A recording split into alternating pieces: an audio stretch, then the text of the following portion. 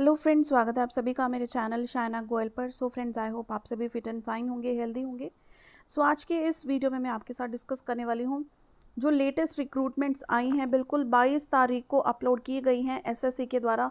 ये रिक्रूटमेंट्स ठीक है, तो सैलरी भी बहुत अच्छी है। ऑल ओवर इंडिया आपकी जॉब लोकेशन कहीं पे भी हो सकती है, तो बहुत अच्छी अपॉर्चुनिटी है अगर आप इस जॉब के लिए एलिजिबल हैं तो इसके रिलेटेड जो कंप्लीट डिटेल्स हैं, ठीक है, कंप्लीट पीडीएफ भी मैं आपके साथ शेयर करूंगी।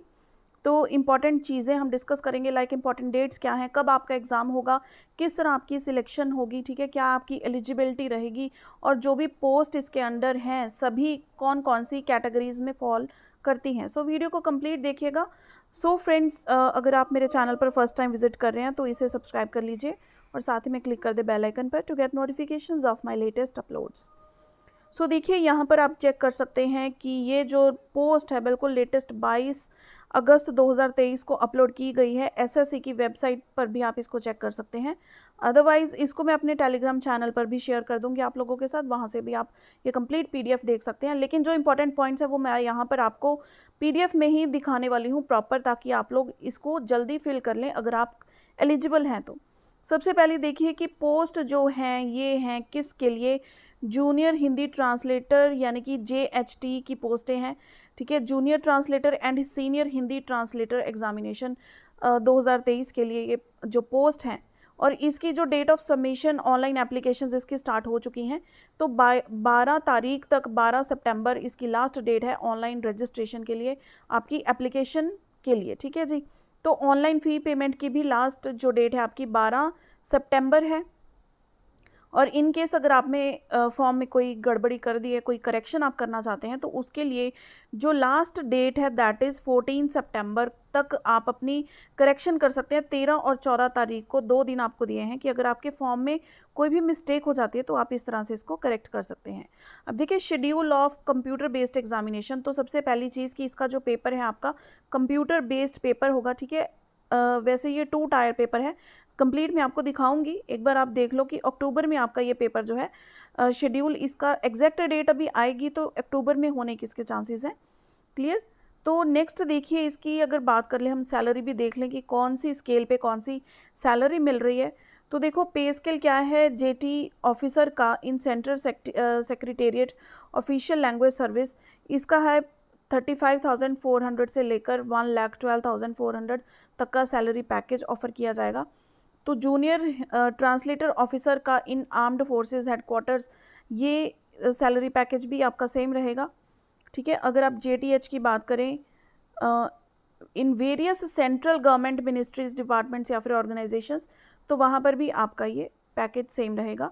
Then in various central government ministries, departments, organises, अगर आप सीनियर हिंदी ट्रांसलेटर या फिर सीनियर ट्रांसलेटर के तौर पर लगते हैं तो आपका पैकेज जो है वो बढ़ जाएगा, ठीक है। 45,000 से स्टार्ट होकर नियर अबाउट 1,42,000 तक ये पैकेज आपका जाएगा।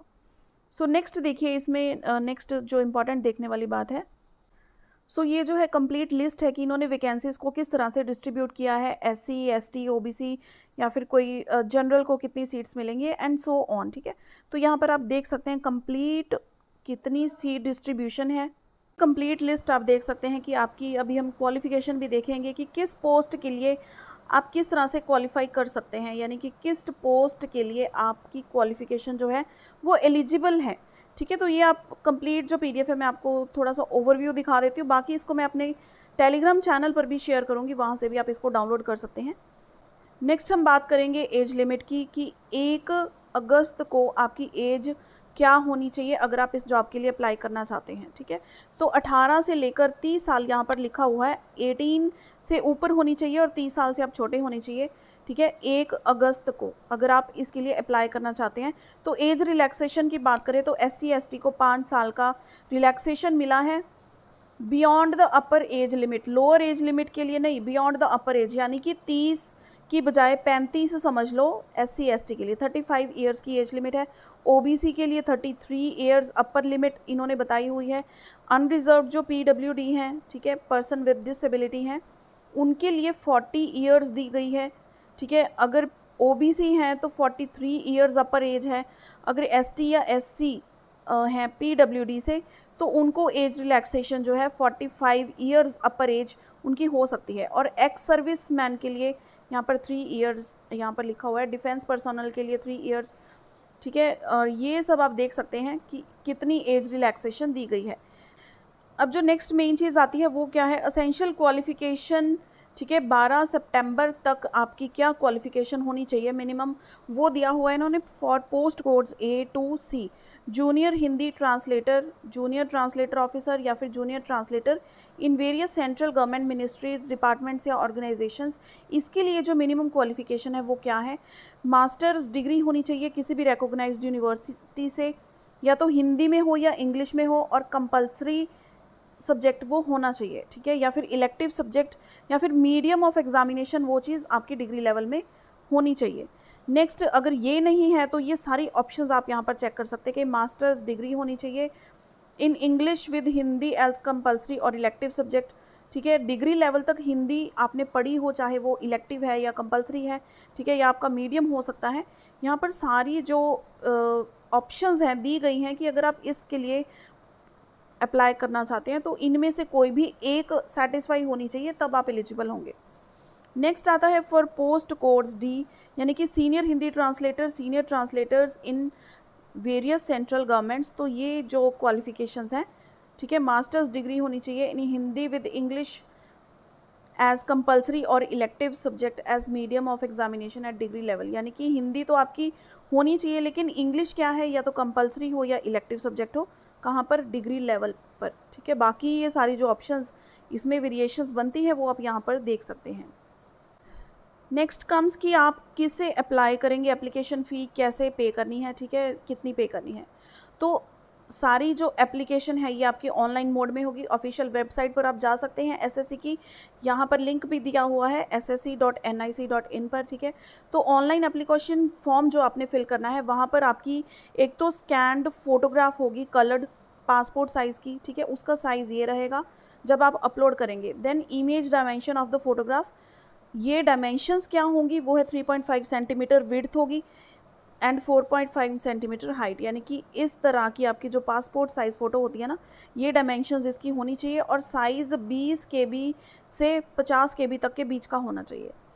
नेक्स्ट है एप्लीकेशन फॉर्म, जब भी आपने फिल करना है तो ये चीज़ ध्यान में रखें कि आपकी जो फ़ोटोग्राफ है वो प्रॉपर हो, डायमेंशंस प्लस जो साइज़ है। देन जो सिग्नेचर आपने अपलोड करने हैं, ठीक है, यहाँ पर लिखा हुआ है scanned signature should be again in 10 to 20 KB, और इसका जो है विड्थ होनी चाहिए ये 4 होनी चाहिए सेंटीमीटर एंड ये 2 सेंटीमीटर की होनी चाहिए, ठीक है। इस तरह से आप इसको अपलोड करेंगे।